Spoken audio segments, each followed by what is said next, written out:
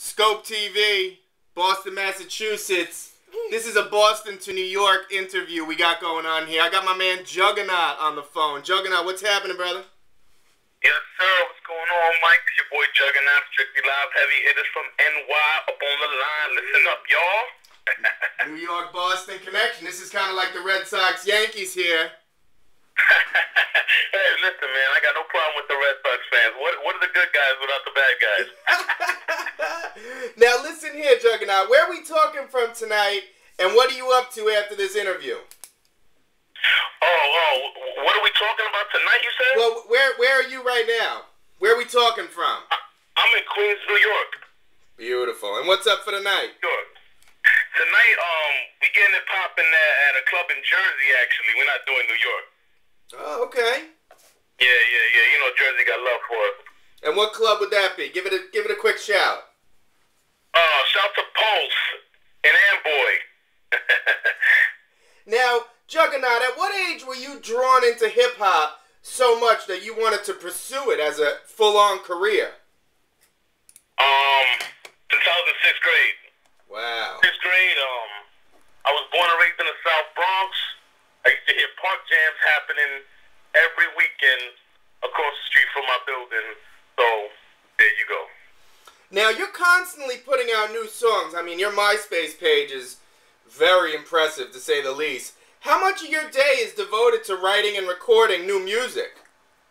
It kind of fluctuates because I don't just do music. I also do film. I direct. I do editing.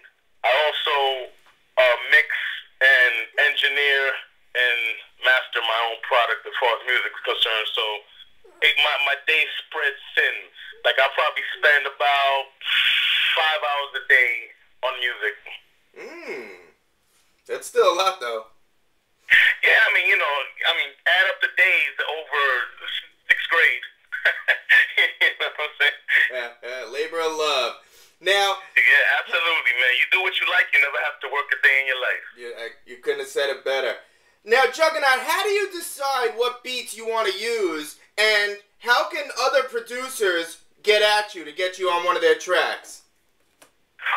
You can hit me up on Twitter, Facebook, my email's juganot@gmail, Juganot. You can go to mymusicsite.com. Holla at me there. Holla at my boy Brad Turk. As far as getting music at me, that's concerned, how do I pick a beat? Yeah. Whatever talks to me, man. Like if I hear a beat and I got like a little melody to it, that's the hook, and I'm working on it. Now, how do you get into a zone, like, when you're ready to spit? Like, you got to have a drink, maybe a little smoke, maybe something to eat. What's your method to the madness? Solitude.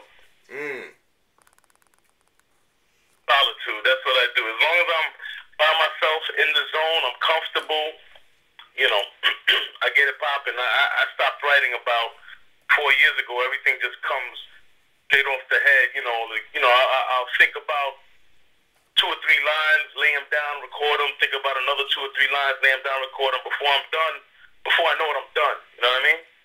That's tight. Now, how hard is it for an MC in your position, obviously, to keep it real while still staying away from the perils that exist in the streets? Keeping what real? You know, like, how do you keep the entertainment, the music, separate from real life? From hustling? Oh, it's all mushy. It's all a big blend, man. There's no separation, really. I'll be inspired by anything. I'll get inspired by a movie and add my real life to it. That's I'm saying there's no real separation. It's just what goes on daily. If you stay in one place for a long period of time, what are you gonna, where's your inspiration coming from? It got to be coming from somewhere. Either you got an overactive imagination or you watch a lot of TV. Or if you're always on the street, where's your inspiration coming from? I'm always in the clubs. I'm always on the street. I'm always in the studio.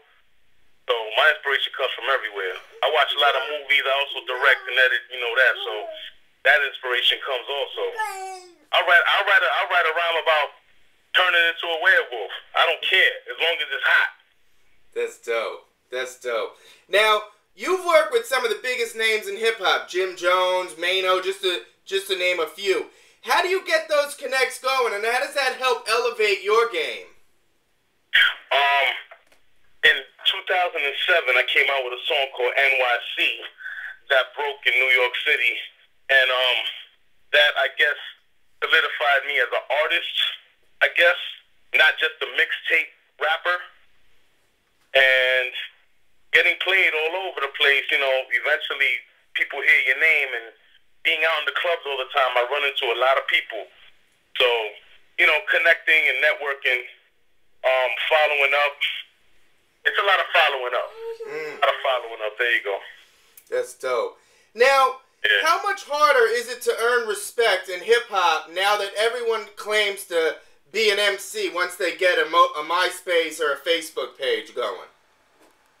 Listen, man, you know, right now we live in the age of $1,000 studio setups where anybody could go buy a studio. We live in an age where somebody could buy a Serato setup and become a DJ overnight.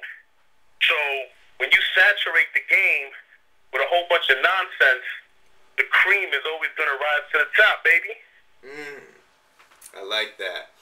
Now, I still base my download purchases on videos I see on like MTV Jams, BET, and things like that.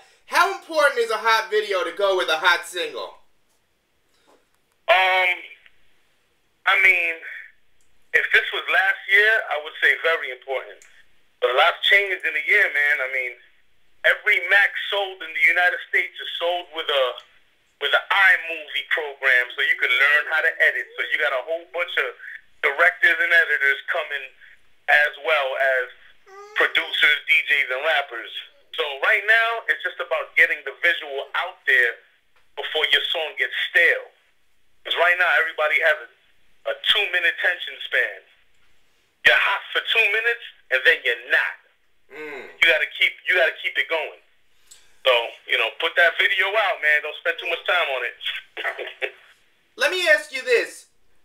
An MC at your skill level, would you say it's harder to get a record deal now or harder back in, let's say, the 80s, early 90s? I mean, if you're a young, good-looking kid that got some okey-doke rhymes, it's pretty, and you're from down south, it might be pretty easy. But I don't know how much somebody would want to sign to a label right now because they can't even help themselves. The internet is a revolution. Now people are selling their music by themselves. It's amazing. And we're going to take our first break. This is really, really nice. We got Juganot up in here. Skope TV on a Thursday. Now, you never know who's going to swing through Skope TV. We'll be right back.